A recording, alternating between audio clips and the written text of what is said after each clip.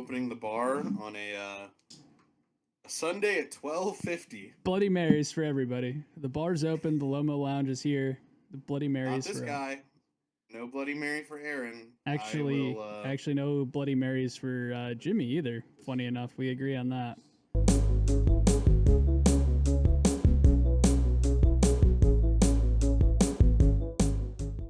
Yeah, no, thank you. I'm going to do.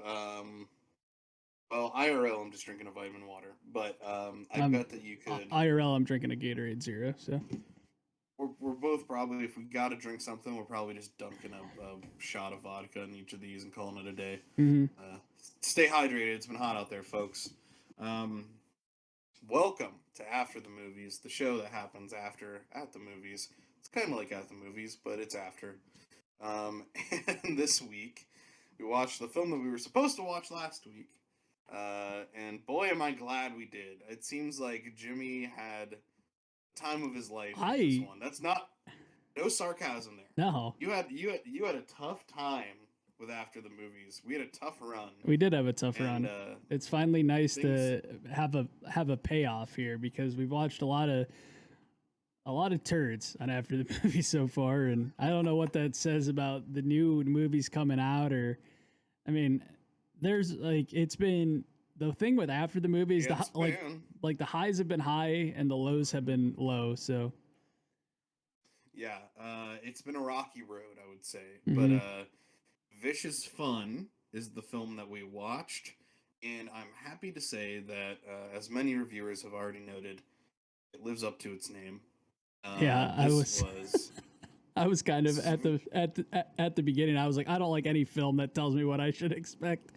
Don't tell me what to do. And oh man, I had a great time. I'm so glad. This movie was, yeah. I am just pulling up. People can probably see on my face.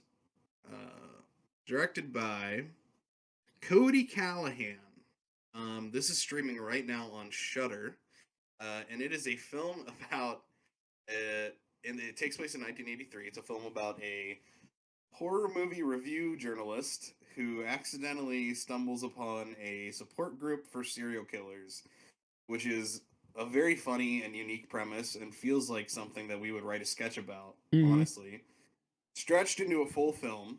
Um, and yeah, it's a horror comedy. It's what it sounds like. The kills, we talked about the kills yesterday when we were watching it, but the kills are very good.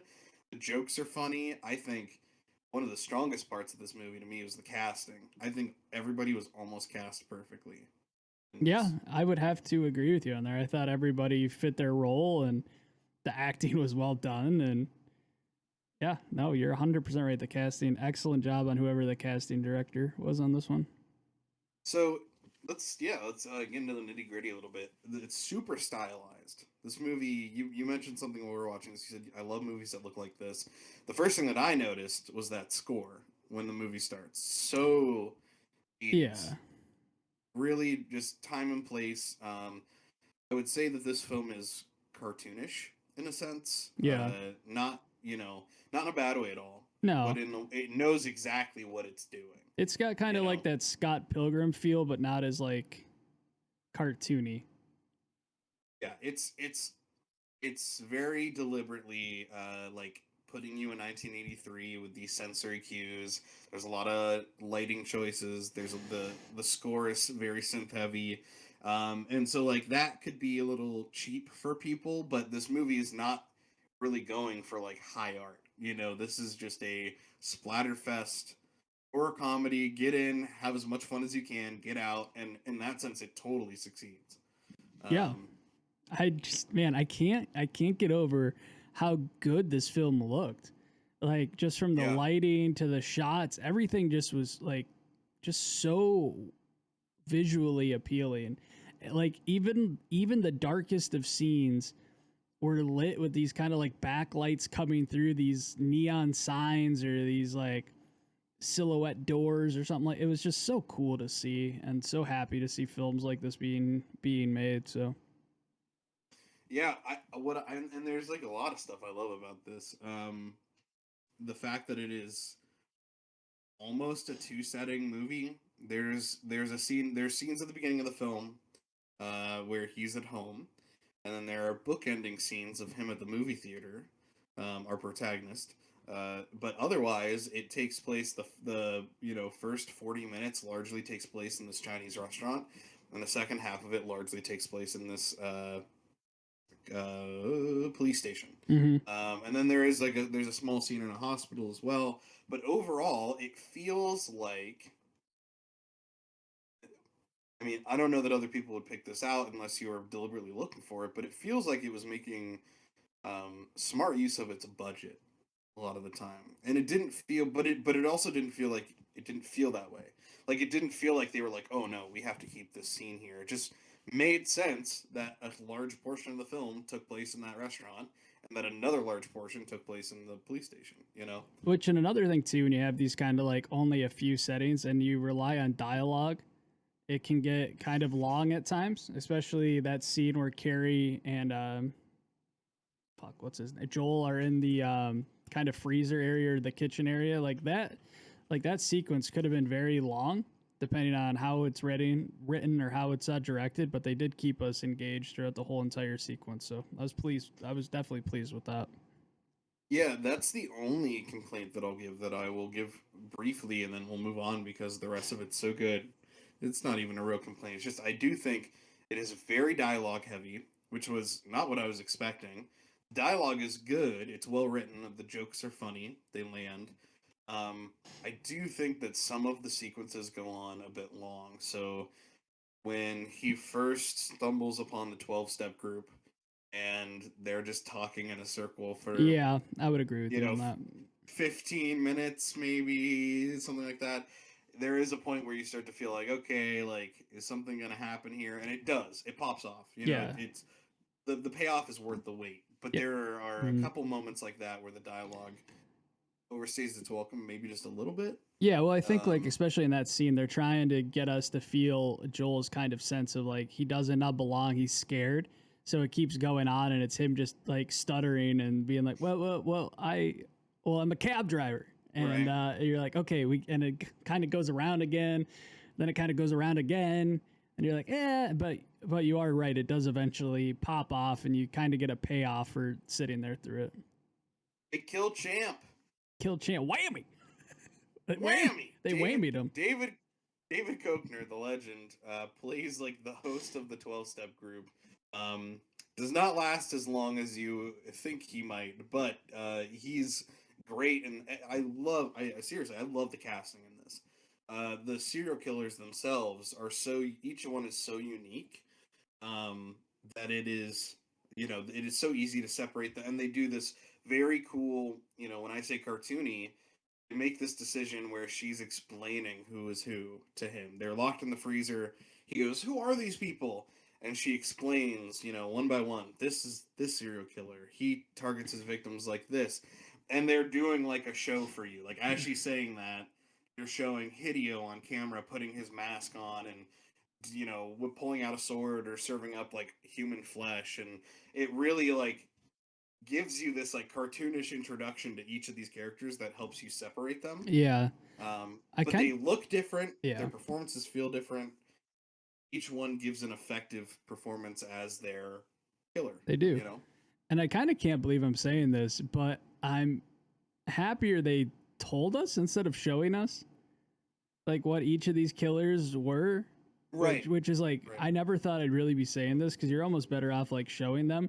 But I'm so glad they didn't go into like a minute long like scene of like Michael and then Hideo and then Fritz and then they came back to where they were. It was just nice that Yeah, like stylized show. It's like this, and he's putting on the the welding mask, or Fritz is dressing up as a clown, and then Hideo's just getting ready. You're like, okay, like they're getting into their element, they're getting into character, they're ready to rock and roll, they're ready to kill. I was like, I like well, this. you get enough of that because they do kill throughout the film, leading up to their their uh, what's the word I'm looking for? Not conflict. Their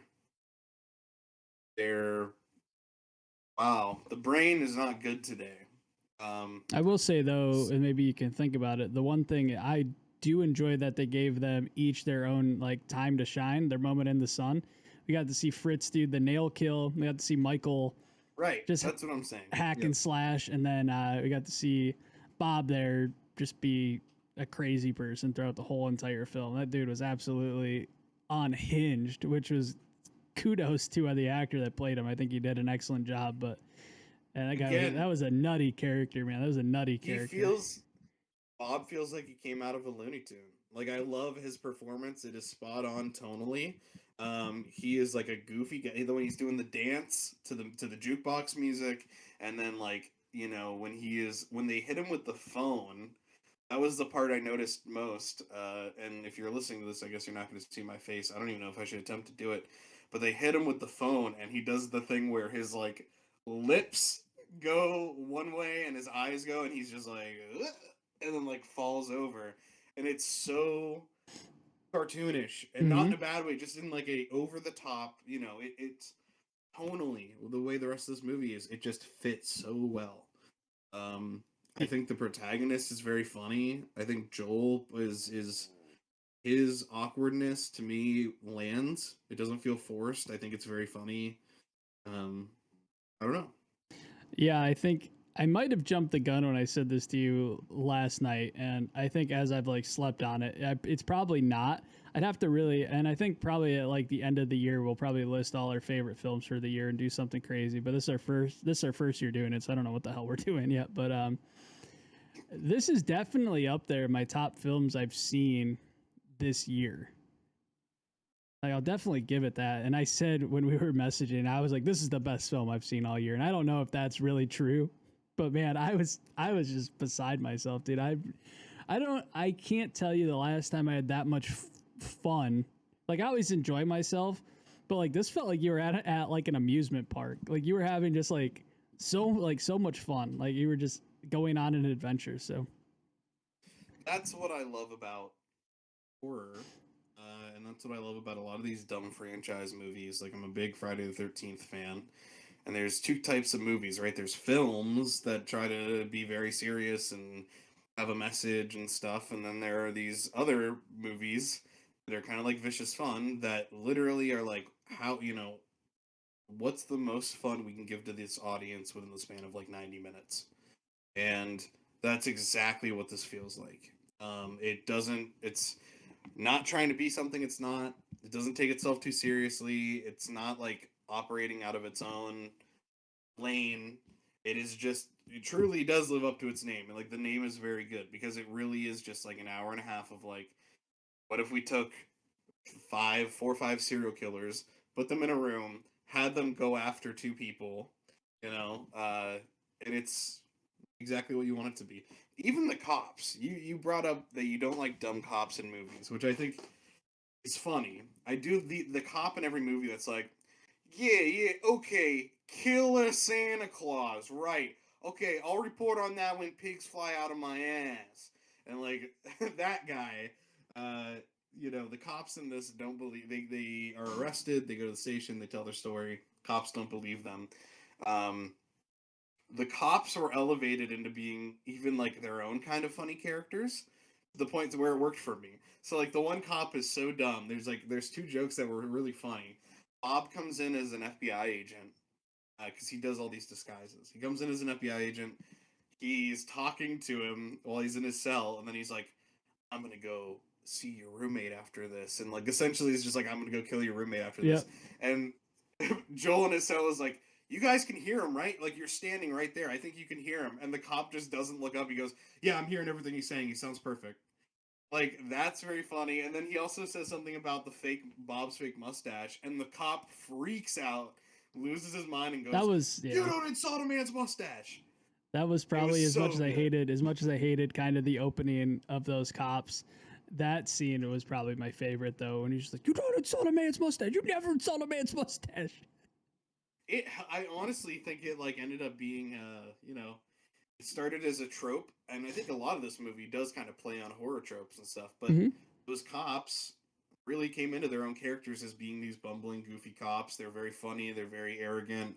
Um, Perfect victims for when the rest of the crew shows up. And I'm trying to think who gets what. Cop wise, somebody gets pencils in the ears.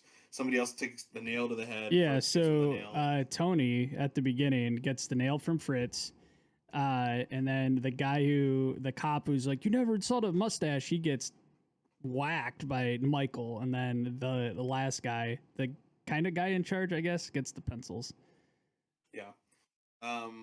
But my favorite kill, I don't know about you. I was gonna ask you this. I was gonna ask you what your favorite kill is. I was interested throughout of them.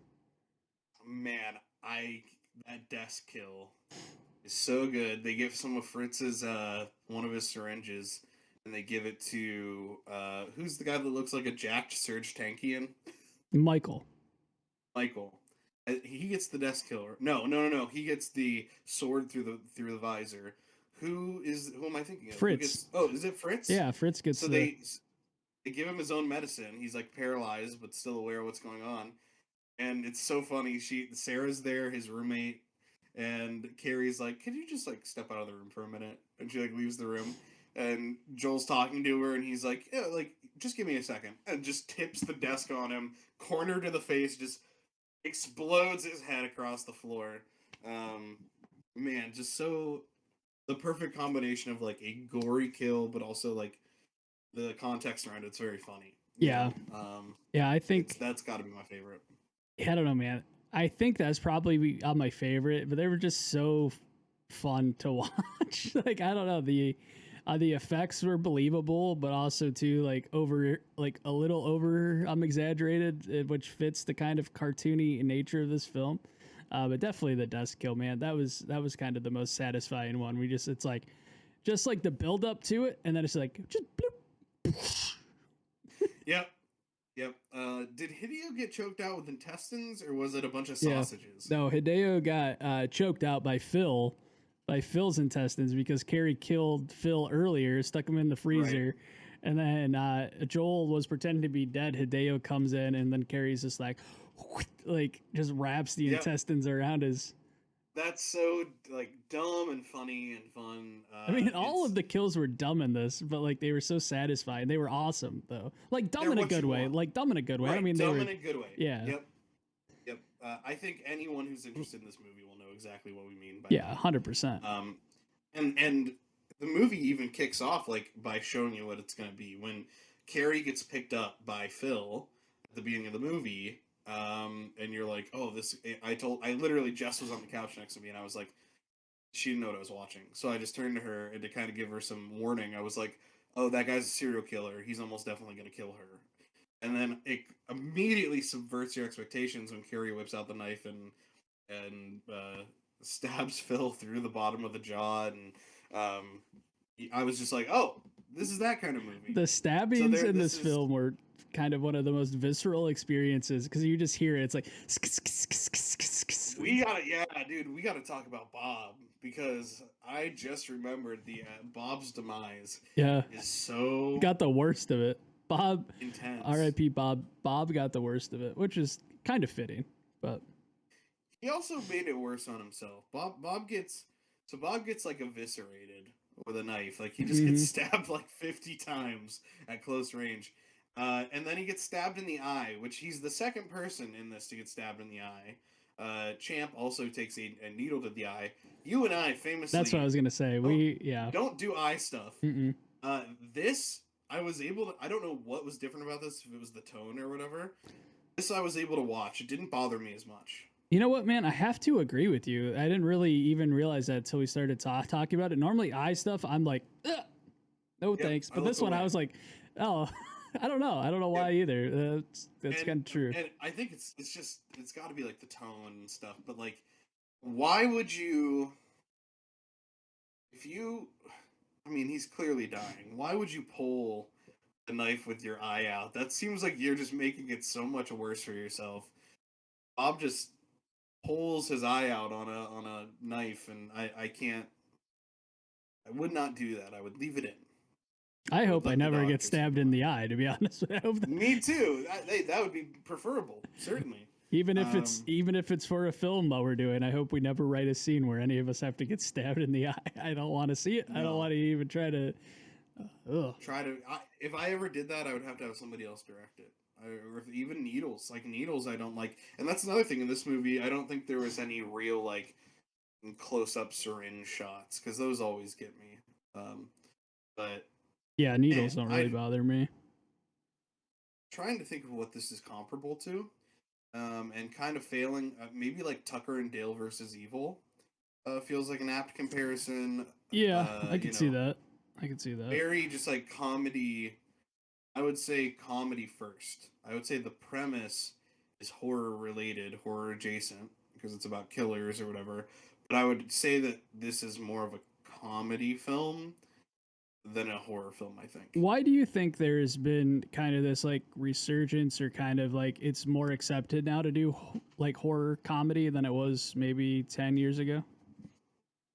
Maybe even I'm just completely talking out of my ass here, but I feel like it's more No, accepted to do like I don't know if they're just being like executed like better, but it seems like horror I comedies. think it's nostalgia. I think it's a movie like Jason Takes Manhattan may or may not have been meant to be schlock when it came out in 1989, but there's now you've got this whole nostalgia market for the 80s. We've got Stranger Things, you've got It remake, you've got all these properties coming back. And I think there's this idea that like we've sat with those tropes for so long. The stereotype of which Michael played. He was like a Jason type but with a welder mask, he goes to summer Well, camps he and was like kills. yeah, Yeah. he was like Jason esque, but Michael Myers in like name and stature almost. Yes. With the So I because he had like the mechanic suit kind of thing on too, which was neat.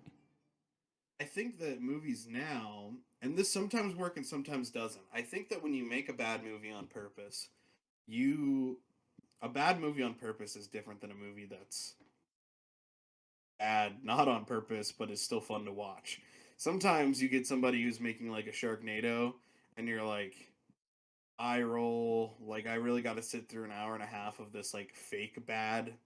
I want something that's really bad. Like show me a bad movie kind of thing.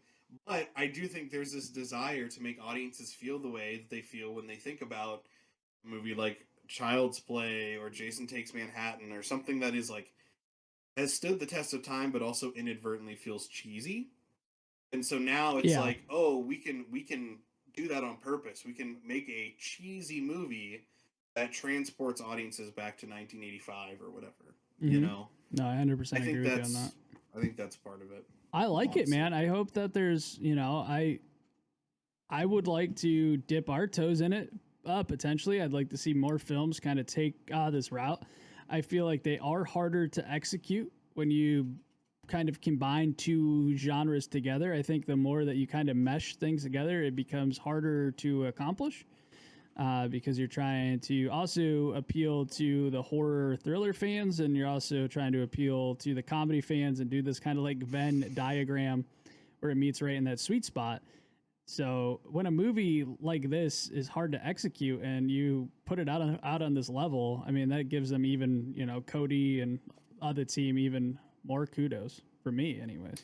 I think from a writing standpoint, it almost helps to have more than one writer on a movie like that where you're blending genres because you could have somebody who focuses on the elements of each genre. You could Mm-hmm. have somebody who is focusing on the dialogue and what's funny and what works, and then you could have somebody who's focusing on the kills and um, the suspense of it all, and the scene building. Um, I would also love to dip our toes in it. I've had this idea for a long time. I don't know how much I like to reveal on the pod because I don't want somebody to use it. Not that it's $1 million idea, like Joel's taxi cab killer idea that is stolen from him. But Phantom of the Opera, man, my abandoned mall Phantom of the Opera slasher film. Um, someday, someday Someday, man. Someday we'll we've make got to this. set it. There's an abandoned mall in Pittsburgh. Got my eyes on it. Yeah, I mean Semi abandoned. there's an abandoned mall everywhere. Are you talking about This is Century 3 cuz they're going to knock that building down? no. Oh, I'm okay. talking about. I can actually tell you if you give me 2 seconds. If you vamp, However, for And also me, too, for anybody that's from Pittsburgh, I think they're knocking Century 3 Mall down. I don't know. I'm sorry if they're not. Don't get your news and local information from me because I am not an expert in anything that I talk about. So don't take your news from me, especially your news at all. it was the Galleria at Pittsburgh Mills. That's not abandoned. It's like half closed. That's like one of the biggest malls. Dude, there's one store open for every 5 that are closed. Yeah, but there's still like 30 stores in that place that are open. It's just so big. We could film there. Yeah, you could. They don't care. I'm sure they don't care. The person, exactly. The person that bought it for $1. You know that the person that bought No, he bought are it you at kidding me? Yeah, but the funny thing is like they bought it for $1 in like a tax sale or whatever. But there's like millions of dollars in like back taxes and liens on the building, so they had to assume all of that debt. But yeah, they bought it for like $1. A dying mall is what I should say, not abandoned. A dying, yes. Mall. Well, most malls are dying, unfortunately. Yes, there's another one in Buffalo as well. Unfortunately, for sure. But nonetheless, vicious fun. I had a great time with this movie. You know, you if you're listening to this, you know right off the bat whether this movie's for you or not. You know, if this sounds like the kind of thing you're into, it's not playing any tricks on you. You will be into it. Mm-hmm. If it doesn't sound like it's your speed, it is exactly what we described it as. So maybe steer clear. But I had a great time with this. I know you did. Yeah. I think I'm going to give it right now. I think this is my top spot for after the movies so far, and in the run we've been doing since we started after the movies. Really? Between this and Mandy, maybe this might be my favorite film since we started after the movies. This is just after the movies, not including our other movies we've talked about on other pods. I was just gonna pull up our list because I had to make sure. Yeah, I'm gonna. I think Mandy. Let's see. Well, I did love Fried Berry as well. Oh yeah. They're up there. They can be interchangeable depending on the day. I'm fine with that. But it's definitely up there. It's top 3, definitely. Yep. I would say Mandy and Fried Berry are probably my top 2, but this is right up there. Just great, enjoyable fun. Go get Shudder. I don't like. Nobody likes this whole streaming. No, but shout out Shudder though. Shout out Shudder. Exactly. What I'm saying, there's a big monopoly on all this streaming stuff going on right now, but Shudder is the service that I would recommend, especially for horror fans. But there's all kinds of content on there. There's horror comedy. There's something for everyone. Plus Joe Bob Briggs every season. We get so much of our after the movies from there. I couldn't recommend it enough. And it's cheap. And also to Shudder, if you'd like to give us a spot, more than happy to do our show over on Shudder instead of YouTube. So let us know. More than happy. Jimmy, is there something that you wanted to watch for after the movies? Off the bat, just curious. No, because I think what we end up falling into this dynamic a lot where like you keep up more on like the films that are coming out, and I kind of just like wait till I see something. So I don't think I've. All right. In that case, in lieu or moving forward with our at the movies this week, I am going to keep the movie a secret for now because I actually there's a couple of options that we have. I am not 100% sure what we want to watch yet, so let's keep an eye. Just keep an eye out for the posts on the socials. Yeah, we will let you know what movies we're going to be watching, both for at the movies and after the movies, as well as where you can watch them for next week. But just for this week, we'll keep it a surprise. Why not? Yeah, no, it's good, and that make sure you're following us on socials because we always let you know what we're watching and give you a little bit of time to watch it. So it is weird though that there was a couple of people that asked if they could use the back of our bar for like a meeting. Mm-hmm. And so I did just go back to check on them like before we started recording, and they were talking about eviscerating people. That's So weird because we just had a guy come in. He said he was a realtor and wanted to know if we were interested in selling the bar. So I don't know if he's like connected with that or anything. yeah, I'm getting a little nervous. I don't want to be the one to tell them that we're closing. So and luckily we enjoyed Vicious Fun. Maybe we So I think just we're just lock up let and them hang out. they find their own way out. Maybe for the first time, me and you just sneak out the front and we'll let them do their own thing. I think that's in our best interest. Okay. Honestly. Yeah. Well, hopefully the bar is still here when we come back. But either way, it's been a ton of fun. A hell of a ride. All right, folks. Thank you so much. As always, thank you to our patrons Jay Irvin and Dylan Painter. Thank you. If you would like to join them, $3 a month, less than a cup of coffee. You get to watch the movies with us for the podcast. We'd love to get some more people in there for that, among a host of other benefits. And there are different tiers you can pick from as well. If you have the money, we'd appreciate it. If Lots not, of options. Word of mouth goes a long way. So just thank you for watching and listening. And if you hear an episode you love and you want to share it, that would mean the world to us. But either way, thank you for tuning in. Sincerely. Thank you. And actually, to you, this is going to be the most. You need to get out of the bar. Trust us. You need to get out. Yeah. If you are not in the back of the bar now, you need to exit the front of the bar immediately. You need to leave. All right. Signs off. You need to leave. You need to get out. You need to get out of here. All right, everybody. See you next week. See ya.